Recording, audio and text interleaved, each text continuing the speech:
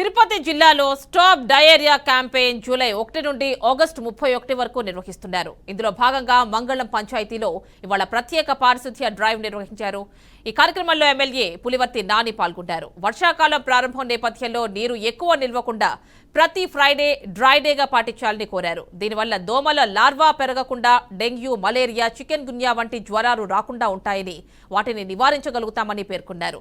తడి చెత్త, పొడి చెత్త నిర్వహణకు త్వరలో డస్ట్బిన్లు అందజేస్తామని ఎమ్మెల్యే చెప్పారు.